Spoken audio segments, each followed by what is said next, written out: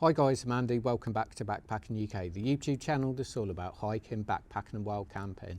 Right, I've got a genuine game-changing inflatable sleeping pad to show you today, and I really do mean that. I think Thermarest are in a lot of trouble. They create some of the best winter sleeping pads out there. They're really nice and compact, they're nice and light, but God, do they cost a lot of money. They've had some troubles in the past with noise, which the new ones are so much better than they used to be. However, they're still not that reliable. You only need to go on their website, read the comments, and there's a lot of people that have had a lot of issues with their sleeping pads. Now the customer service is very good, I must say that. However, I don't want to use their customer service, I just want a sleeping pad that's going to stay blown up.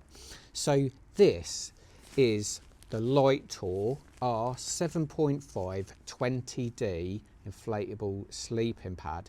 So this is lab tested as an R7.5, which is like a deep winter sleeping pad, yet costs just £106 for this regular wide version, which is 190 centimeters long by 64 centimeters wide. It's the pack size, it's just so small.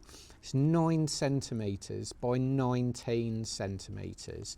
It's just unbelievable. And if that isn't good enough, the weight is going to blow you away. 560 grams for a deep winter sleeping pad. Now, they do this in a regular wide, this one, and also a large as well. And there's only £10 difference between the two. So 96 regular, 106 regular wide, 116 for the really large version, which is rectangular, whereas the regular wide and the regular are a generous mummy style size. Now the regular version is 180 centimeters long by 55 centimeters wide, so like a bog standard regular size, weighs 480 grams.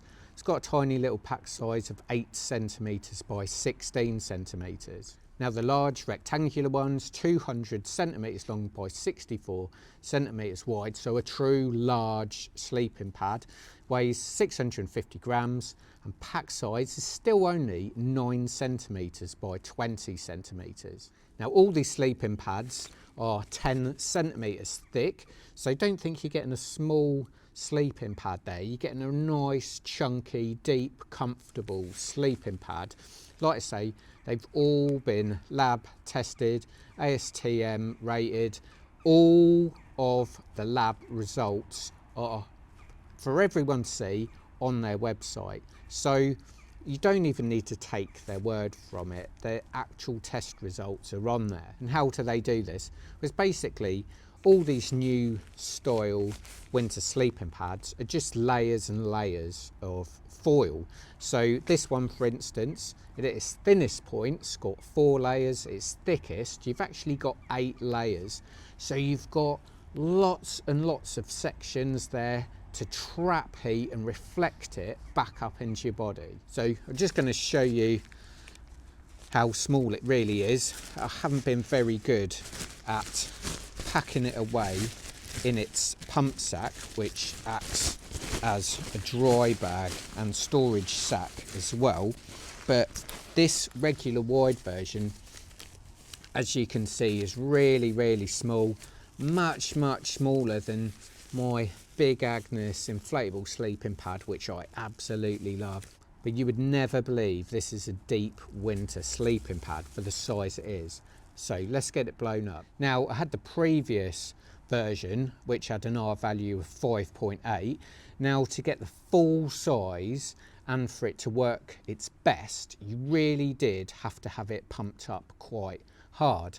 So my old Flextail gear, what I had to do is put one more breath in after I pumped it up. However, I've got this new Flextail Max pump which is superb. This is like the next gen of Flextail pump and it is unreal. It's like a mini jet engine. So this will do the job. I won't need to breathe into my inflatable sleeping mat at all. I just use the pump.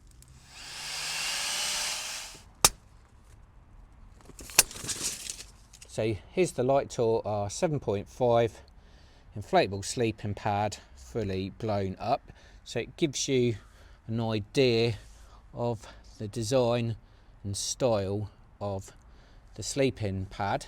Now, where you've got these dots, there's still plenty of space between the dot on top and the dot underneath, so they don't touch, so there's still plenty of air in between, so you're not going to get any of those cold spots. But it's a really nice sleeping pad, and it's also really quite nice and thick too. It's not too noisy, which is quite good. You know, it's no more noisy than the other deep winter sleeping pads that are out there at the moment. So this is the Lighttour R7.5 inflatable sleeping pad, fully blown up. Now, similar to last time, I must say I did measure the last one I had, the 5.8, and it was coming in slightly shorter. Now, I've had my tape measure out, and it's similar sort of thing this time as well. So instead of being 64 centimetres wide, I'm measuring about 60. Instead of being 190 centimetres long, I'm measuring 186 centimetres. So similar to last time, just be aware you might need to size up. Now, I went regular last time, realised I made a mistake, so I've got a regular wide this time, which strangely also means it's longer as well, but it's a perfect fit for me. So I've used this, and I can say with 100% certainty that it's a really nice warm sleeping pad. Now, when I was up in Scotland recently, a couple of days later, I was using my Thermarest Hyperion Zero and my Big Agnes Rapide SL, which is our value of, I think, just over 4 at ground level. And I was definitely so much colder at ground level than I was using this with my Zen Bivy right on a summit at 3,200 feet. And it's just how cheap this is. I can't believe it. £106. It's really warm, it's really comfy, and it's got a really small pack size, and it doesn't weigh a lot. It's literally ticking all the boxes. The only things I will say is it's slightly smaller than they say it is.